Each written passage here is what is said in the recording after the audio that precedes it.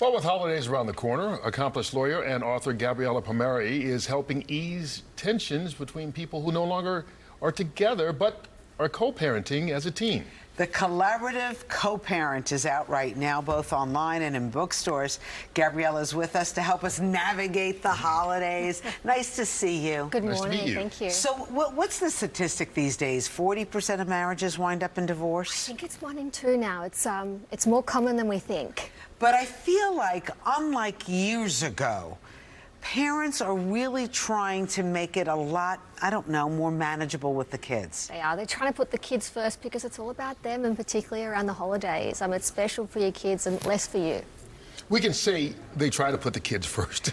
Trying and doing can often be two different things. What advice do you have for people, particularly this time of year where everybody's stressed out already and you've got two different homes maybe that you're pulling and pushing the kids towards to try and keep it as calm as you can for the young ones? It can be really hard because I think at the time of the holidays, emotions are high, there's high conflict, you're still grieving your old family. So it's important to plan early, work out where your kids are going to be and when. And it might be that you're alternating. So kids might be with, one parent Christmas Day, the other parent Christmas Eve. Thanksgiving you can probably only share with one family, so alternate years or celebrate on another day. And keep communication low conflict. Remember, it's about your kids' every single decision. Communication, you say, is the key, particularly when it comes around to maybe school holidays.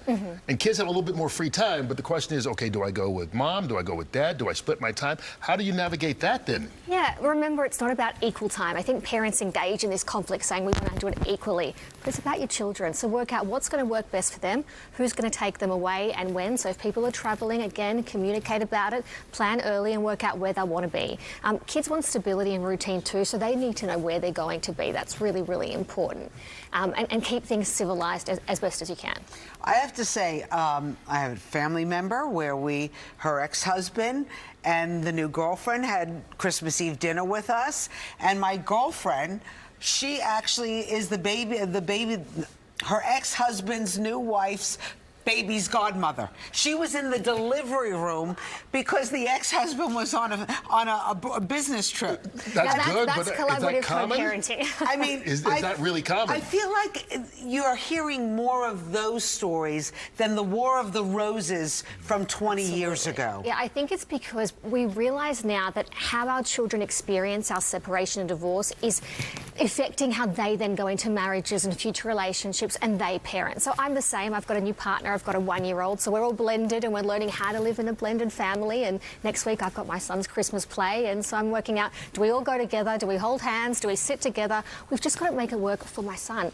He's got to be the focus and he needs to feel like he's still part of one family. And it's not this whole two separate homes. I'm different now. Okay, so how do you do that? I mean, again, it's easier said than done because especially with young kids, sometimes they may want to go, I don't want to see mom or dad with someone else while we're having Christmas dinner. So how do you navigate that? Keep their emotions at the forefront of your mind. Have those discussions with your children. Work out what's going to be okay for them and what they're comfortable with, and then make them feel a little bit more normal.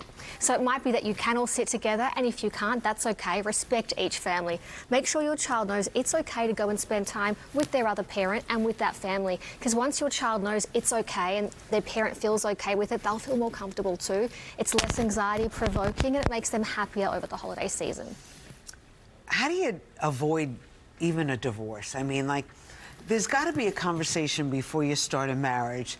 You sit down. I feel like we're missing conversations, like very important conversations on fundamental things. I think it comes down to communication. So I talk a lot about communication in my book. I've got the 4 pillars of communication. Which are? Listen, pause, reflect, and then respond. And I think that that's adaptable to anything, not just to separated or divorced couple, but to everyday relationships and businesses. So listen, really hear what the person's saying, take your time to digest, but the pause is the most important part. It could be, 3 seconds, 3 days, it depends how important the issue is, and reflect on that.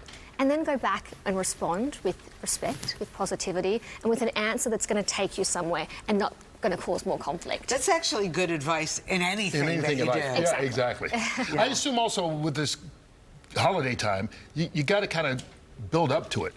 Like you don't make these decisions the week before Thanksgiving or the week before Christmas. No, a lot of people have parenting plans in place, or you might even have court orders, and they try to map out the whole year. But if you don't start planning early, you know Thanksgiving is next week, you should already be chatting about what's happening that day. Let's have a plan in place so we're not on the phone that morning, we're not in a text war saying, no, I'm coming at this time.